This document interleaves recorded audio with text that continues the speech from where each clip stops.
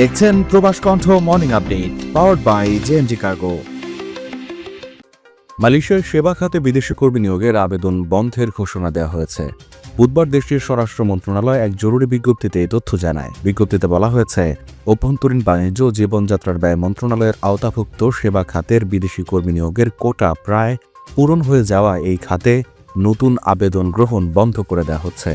সরকার 2025 সালের জন্য সেবা খাতে মোট 30,000 বিদেশি কর্মীর কোটা নির্ধারণ করেছিল। বর্তমানে প্রাপ্ত আবেদনের সংখ্যা এই সীমার একদম কাছাকাছি পৌঁছে যাওয়ায় শৃঙ্খলা রক্ষার্থে নির্ধারিত সময়ের আগেই আবেদন প্রক্রিয়া স্থগিতের সিদ্ধান্ত নিয়েছে প্রশাসন। মালয়েশিয়ার যে কোনো জেলা থেকে বাংলাদেশের যে কোনো প্রান্তে আপনার মালামাল পৌঁছে দিচ্ছে জেএমজি কার্গো অ্যান্ড লজিস্টিক্স। প্রতি শুক্রবার শিপমেন্ট 4 দিনের মধ্যেই customs care. 95 Jalan Tun HST city centre Kuala Lumpur, কোতারায় আরএসবি ব্যাংক ও মে ব্যাংকের পাশে। বিস্তারিত জানতে ও বুকিং দিতে কল করুন স্ক্রিনে দেওয়া নম্বরে। এতে বলা হয়েছে, সেবা খাতের নিয়োগকর্তারা আগামী 26 ডিসেম্বর 2025-এর পর আর কোনো আবেদন করতে পারবেন না। কেডিএনের ওয়ান স্টপ সেন্টার এদিন থেকে এই খাতের সব আবেদন বন্ধ রাখবে। তবে সেবা খাত ছাড়া অন্য সব অনুমোদিত উপখাতে বিদেশি কর্মী নিয়োগের আবেদন এখনও উন্মুক্ত রয়েছে।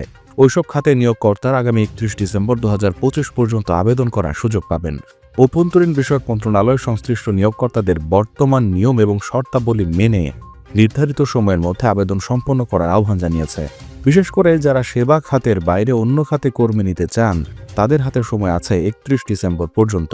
এ সংক্রান্ত বিস্তারিত তথ্য ও পরবর্তী আপডেটের জন্য নিয়োগকর্তাদের নিয়মিত কেডিএন এবং কেপিডিএনের অফিসিয়াল ওয়েবসাইট ও সরকারি বিজ্ঞপ্তির দিকে নজর রাখতে হবে।